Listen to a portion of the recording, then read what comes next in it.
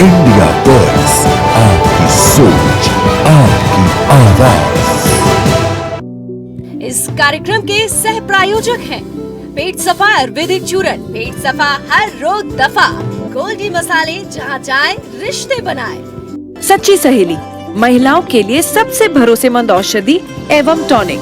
सर्वोकॉन, 35 साल का भरोसा। सर्वोकॉन, रखे सब कंट्रोल में।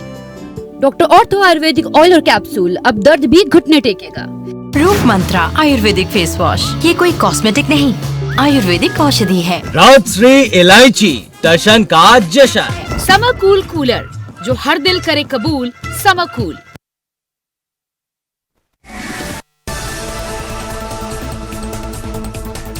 हुंकार भरेंगे प्रधानमंत्री नरेंद्र मोदी। महेंद्रगढ़ में जनसभा को करेंगे संबोधित। पंजाब के पटियाला में भी चुनावी जनसभा में बीजेपी प्रत्याशी के लिए मांगेंगे वोट। सुल्तानपुर के चुनावी रण में आज उतरेंगे वरुण गांधी। मां मेनका गांधी के लिए करेंगे प्रचार प्रसार। हाईकोर्ट से ममता सरकार को झटका। 2011 में जारी ओबीसी सर्टिफिकेट को किया रद्द। बोली ममता, हाईकोर्ट के आदेश को मैं नहीं मानती, जा सकती है सुप्रीम कोर्ट। स्वाति मालीवाल से मारपीट मामले में विभव कुमार की पुलिस रिमांड खत्म। आज 30 हजारी कोर्ट में होगी पेशी। सूत्रों के हवाले से खबर, आज नहीं होगी सीएम केजरीवाल के माता पिता और पत्नी से पूछताछ। छठे चरण के लिए आज थम जाएगा चुनाव प्रचार। 8 राज्यों की 58 सीटों पर 25 मई को होगी वोटिंग। यूपी की 14 सीटों पर डाले जाएंगे वोट।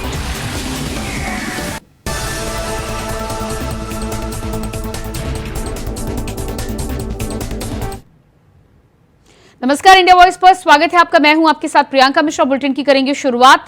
खबर सुल्तानपुर से आ रही है। सुल्तानपुर पहुंचे वरुण गांधी। सुल्तानपुर में आज जनसभा करेंगे वरुण गांधी। सुल्तानपुर में आज जनसभा करेंगे वरुण गांधी। मां मेनका गांधी के लिए जनता से मांगेंगे वोट। जिले में करीब दर्जन भर नुक्कड़ सभाओं को करेंगे संबोधित।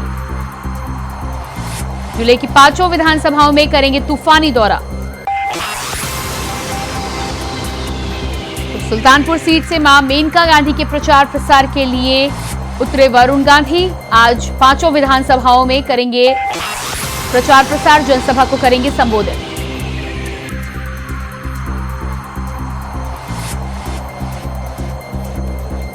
तो सुल्तानपुर पहुंच चुके हैं वरुण गांधी।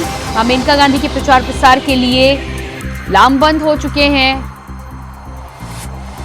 अलग अलग जगहों पर जाकर नुक्कड़ सभाएं करते हुए नजर आएंगे वरुण गांधी। इसके अलावा 5 विधानसभा में पहुंचकर जनता से मेनका गांधी के लिए मांगेंगे वोट।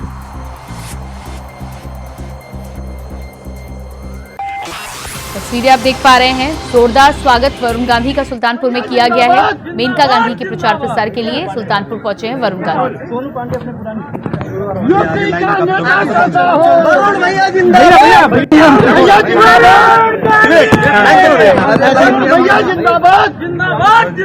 और इसी खबर पर हमारे साथ लखनऊ से स्टेट कोऑर्डिनेटर अनिल पाठक लाइव जुड़ चुके हैं। जो अनिल जी, जिस तरह से सुल्तानपुर वरुण गांधी पहुंच चुके हैं और अब मां मेनका गांधी के लिए प्रचार प्रसार करते हुए नजर आएंगे, क्या लगता है आपको? नुक्कड़ सभाएं करेंगे, जनसभा को संबोधित करेंगे।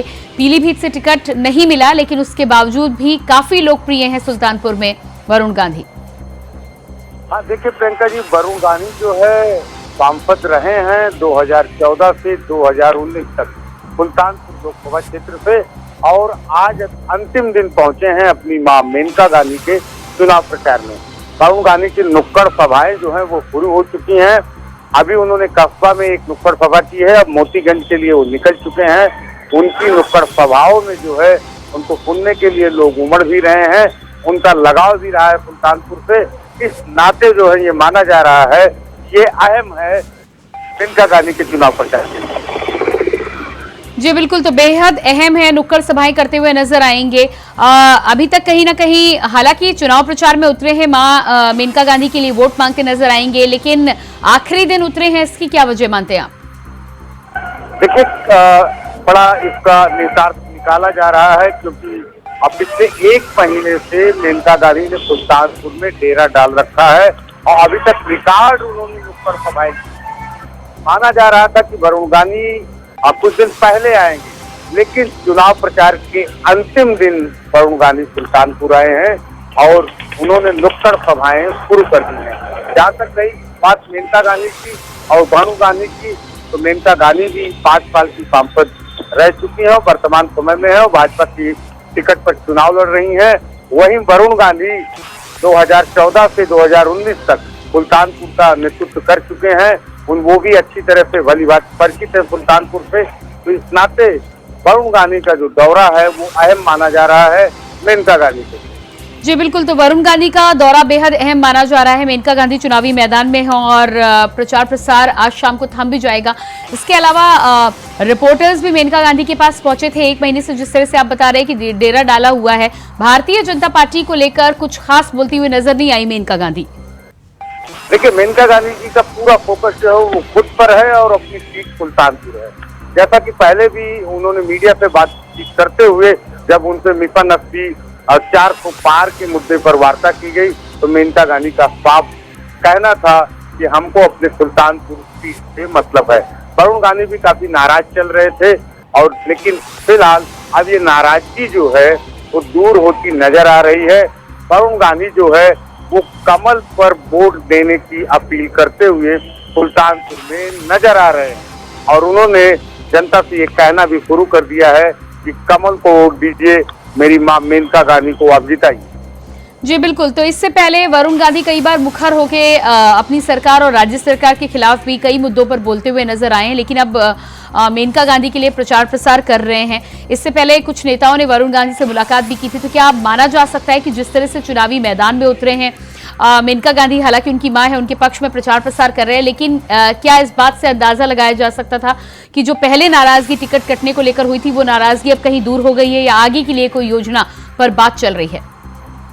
देखिए प्रियंका, जिस तरह से वरुण गांधी एकदम लास्ट मूवमेंट में पहुंचे हैं सुल्तानपुर, अंतिम दिन ही सही अपनी मां मेनका गांधी को जिताने की अपील कर रहे हैं, लेकिन साथ में जो व्यवस्था है, जो सिस्टम है, वो कमल के लिए वोट मांगते भी नजर आ रहे हैं। तो कहीं न कहीं एक संदेश तो एकदम साफ है कि वरुण गांधी जो है 2024 के चुनाव में पहली बार कमल पर वोट की अपील करते हुए सुल्तानपुर में देखे जा रहे हैं। अपनी मां मेनका गांधी को जिताने के लिए वो कमल पर वोट की अपील कर रहे हैं। जी बिल्कुल, तो बेहद अहम है, पहली बार कमल पर वोट की अपील कर रहे हैं। नाराजगी जो पहले थी वो नाराजगी कई नेताओं ने मुलाकात भी की थी, कोशिश भी की थी कि इस नाराजगी को दूर किया जाए। अब जब मेनका गांधी के लिए प्रचार प्रसार करते हुए नजर आ रहे हैं तो क्या पार्टी की तरफ से आगे आने वाले समय में उम्मीद की जा सकती है कि कोई पद दिया जाएगा, कोई अलग जिम्मेदारी दी जाएगी वरुण गांधी को? देखिए प्रियंका, जिस तरह से बीच में काफी हलचल शुरू हुई थी कि बीजेपी ने एक रणनीति के तहत वरुण गांधी का पीलीभीत से टिकट काटा था और उसी रणनीति का एक हिस्सा था कि भारतीय जनता पार्टी जो है उनको रायबरेली में राहुल गांधी के खिलाफ चुनाव लड़ाना चाहती थी। अंदर खाने से ये खबर ये चली थी कि भारतीय जनता पार्टी जो है वो वरुण गांधी को चुनाव लड़ा सकती है रायबरेली से। फिलहाल इस पर वरुण गांधी ये भी कहा जा रहा था कि वरुण गांधी तैयार नहीं हुए, इस नाते जो है वहां पर दिनेश सिंह को एक बार फिर मैदान में उतारना पड़ा।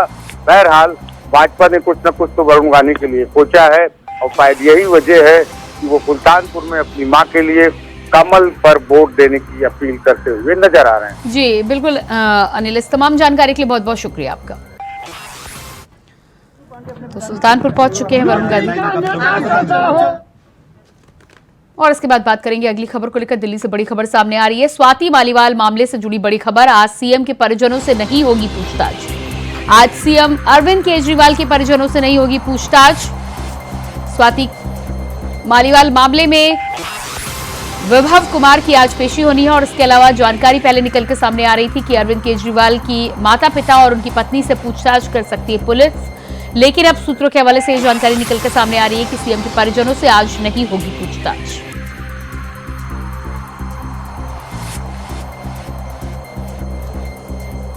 तो स्वाति मालीवाल के केस में लगातार जिस तरह से पुलिस, दिल्ली पुलिस अब इस पूरे मामले की जांच कर रही है, छानबीन कर रही है।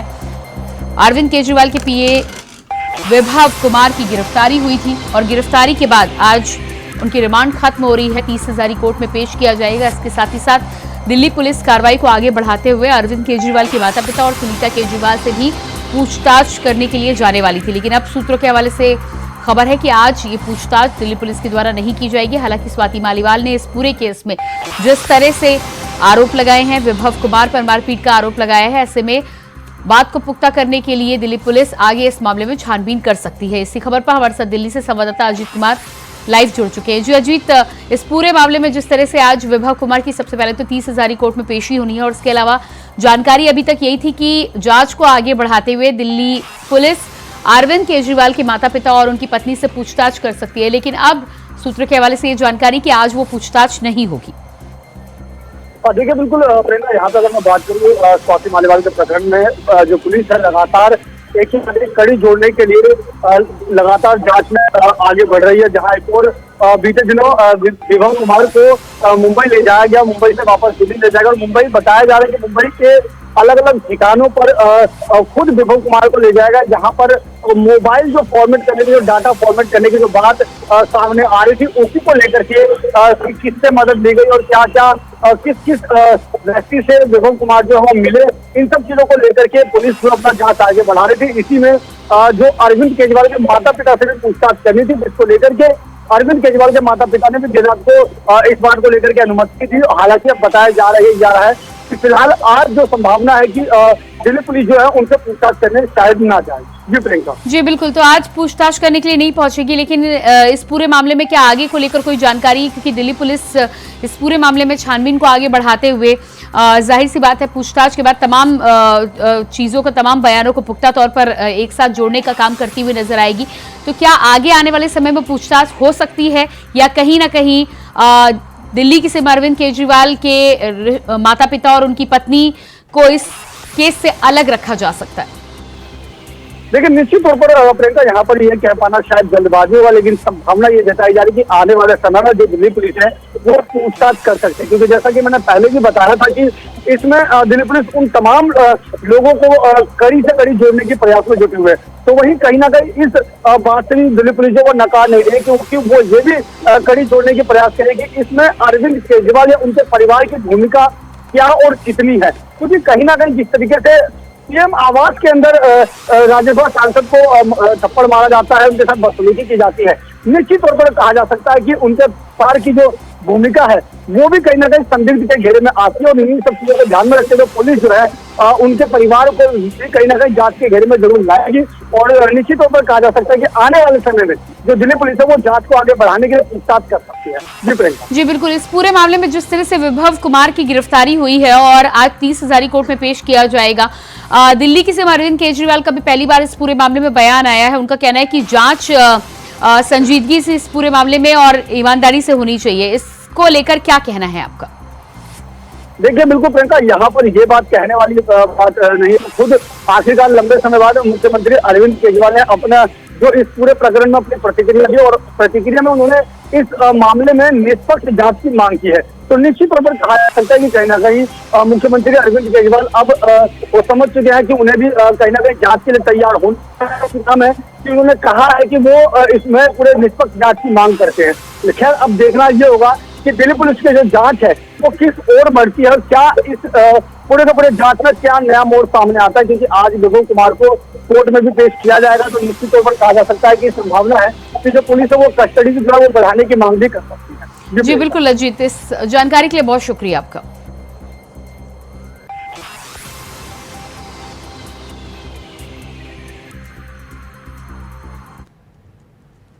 और इसके बाद बात करेंगे अगली खबर को लेकर। ग्रेटर नोएडा वेस्ट पुलिस और चेन स्नैचिंग करने वाले बदमाशों में मुठभेड़ हुई है, जहां 2 बदमाशों से हुई मुठभेड़ में दोनों को गोली लगी। साथ ही लूटी हुई चेन मोटरसाइकिल भी बरामद की गई है। बदमाशों पर पहले से 2 दर्जन से ज्यादा लूटपाट के मुकदमे दर्ज हैं।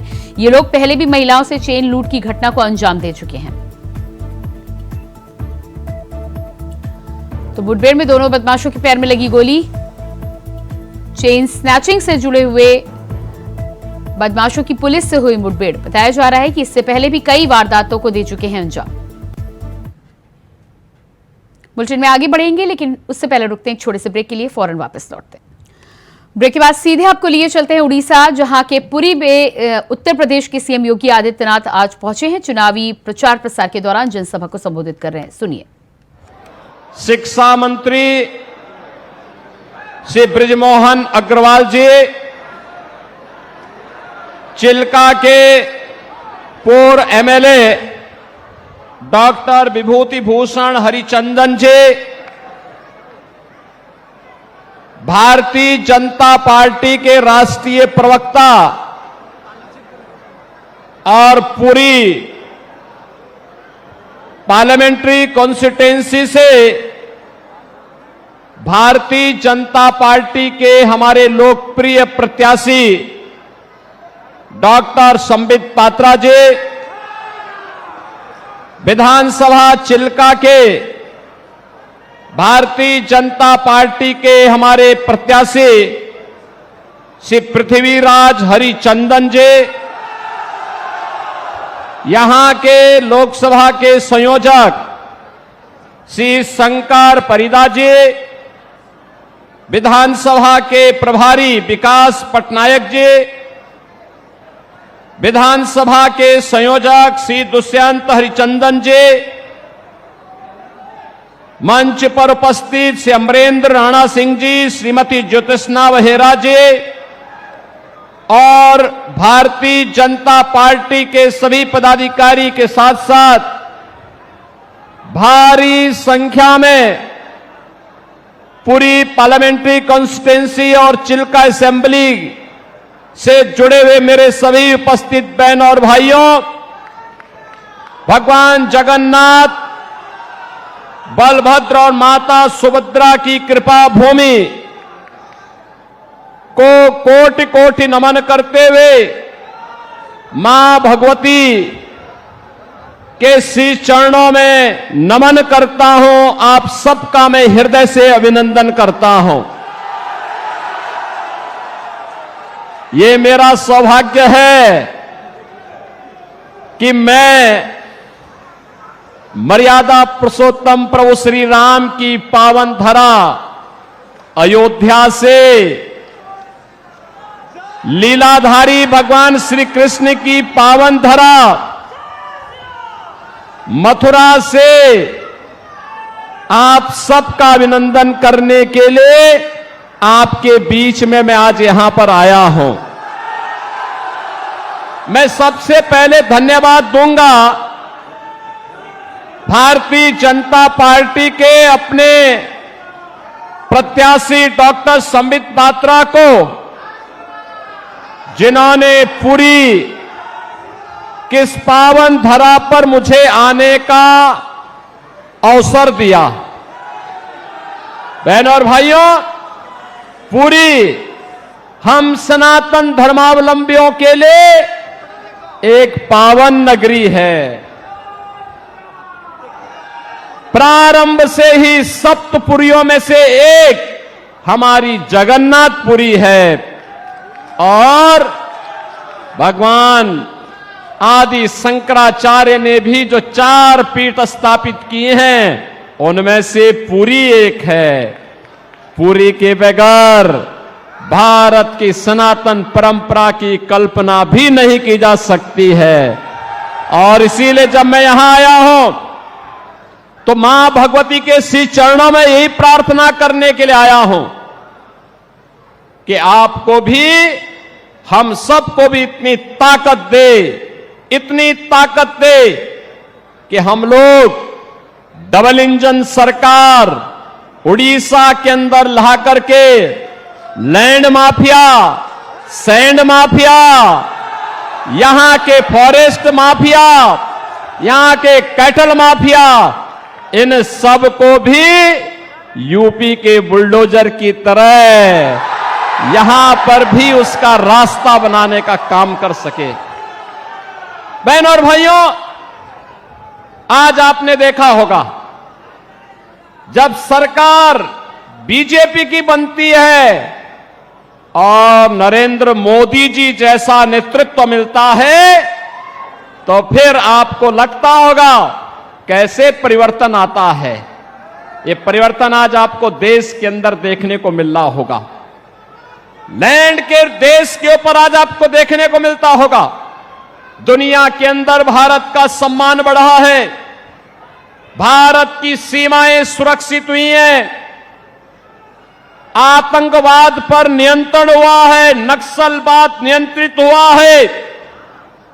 अब तो कहीं पे पटाखा भी फट जाए ना तो पाकिस्तान पहले सफाई देता है, कहता है कि साहब मैंने नहीं किया है, क्योंकि इसे मालूम है ये नया भारत है, मोदी का भारत है, ये छेड़ता नहीं, लेकिन कोई छेड़ता है तो उसको छोड़ता भी नहीं है, और इसीलिए पाकिस्तान सफाई देने की मुद्रा में आता है। बहन और भाइयों, मोदी जी के नेतृत्व में डेवलपमेंट के जो कार्य भारत के अंदर हुए हैं, आज आप देख रहे होंगे हाईवे, रेलवे, हाईवे में 4 लेन, 6 लेन, 12 लेन हाईवे बन रहे हैं। तेजी के साथ नया इंफ्रास्ट्रक्चर खड़ा हो रहा है। रेल मीटर गेज से अब ब्रॉड गेज में, अब मीटर गेज की ट्रेन नहीं, अब बुलेट स्पीड से चलने वाली वर्ल्ड क्लास ट्रेन की सुविधा मोदी जी पूरे देश के अंदर, कहीं वंदे भारत के रूप में, कहीं अमृत भारत के रूप में, कहीं नमो भारत के रूप में देने का कार्य कर रहे हैं। IIT, IIM, triple IT, NIT, AIIMS, world class university, और बहनों और भाइयों, हर घर नल की योजना के माध्यम से शुद्ध पेयजल की आपूर्ति पूरे देश के अंदर उपलब्ध करवाने की बड़ी कार्य योजना को भी मोदी जी ने लागू किया है। गरीब कल्याणकारी योजनाओं को लेकर के जब डबल इंजन की सरकार होती है तो कितना लाभ मिलता है। आज इसका लाभ उत्तर प्रदेश जैसे राज्य लेते हैं। देश के अंदर 80 करोड़ लोगों को फ्री में राशन की सुविधा मोदी जी पिछले 4 वर्ष से उपलब्ध करवा रहे हैं और अगले 5 वर्ष तक उपलब्ध करवाएंगे। लेकिन उड़ीसा में यहां की सरकार, नवीन पटनायक की सरकार, नौकरशाहों से ऐसी घिरी हुई है कि वह फ्री में राशन की सुविधा को भी अपने नाम से भुनाने का काम करती है। मोदी जी पूरे देश के अंदर 60 करोड़ लोगों को पूरे देश के अंदर आयुष्मान भारत में 5 लाख रुपए की उपचार की सुविधा प्रतिवर्ष उपलब्ध करवा रहे हैं। लेकिन यहां पर नवीन पटनायक जी की सरकार यहां पर आयुष्मान भारत लागू नहीं होने देना चाहती है। बहनों और भाइयों, आप देख सकते हैं किसानों को किसान सम्मान निधि, हर घर में शौचालय का निर्माण, घर घर में उज्ज्वला योजना के कनेक्शन और 4 करोड़ गरीबों के सिर को ढकने के लिए पीएम आवास की सुविधा देश के अंदर बिना भेदभाव के मिली है। आप देख सकते हैं मोदी जी ने 10 वर्ष में जो दिया है, इसमें किसी का चेहरा नहीं, जाति नहीं, मत नहीं, मजहब नहीं, क्षेत्र नहीं, भाषा नहीं, पूरे देश के अंदर सबका साथ और सबके विकास के भाव के साथ इन योजनाओं को देश के अंदर लागू करने का काम किया है। लेकिन आज भी कुछ लोग ऐसे हैं देश के अंदर, बहनों और भाइयों, जो रहते भारत के अंदर हैं, खाते भारत के अंदर हैं, लेकिन गाते पाकिस्तान का है। उनके द्वारा जाने अनजाने में ऐसी बातें कही जाती है, पाकिस्तान का राग अलापा जाता है। पाकिस्तान के बारे में, भारत के दुश्मनों के बारे में उनका महिमा मंडन के द्वारा किया जाता है। और मैं तो कहता हूं, जो पाकिस्तान का राग अलापते हैं, भारत के दुश्मनों का महिमा मंडन करते हैं, मैं उनसे कहता हूं वे काई भारत के अंदर बोझा बने हुए, जाओ ना वहीं चले जाओ। अरे भारत तो 80 करोड़ लोगों को फ्री में राशन दे रहा है और पाकिस्तान में 23 करोड़ की कुल आबादी वह भी भूख से तड़प रही है। 1 किलो आटा के लिए, 1 किलो गेहूं के लिए आज वे तड़पते हुए दिखाई देते हैं। तो आप उड़ीसा की पुरी से सुन पा रहे थे उत्तर प्रदेश के मुख्यमंत्री योगी आदित्यनाथ को। और इसी के साथ फिलहाल इस बुलेटिन में इतना ही। खबरों का सिलसिला जारी रहेगा। नमस्कार।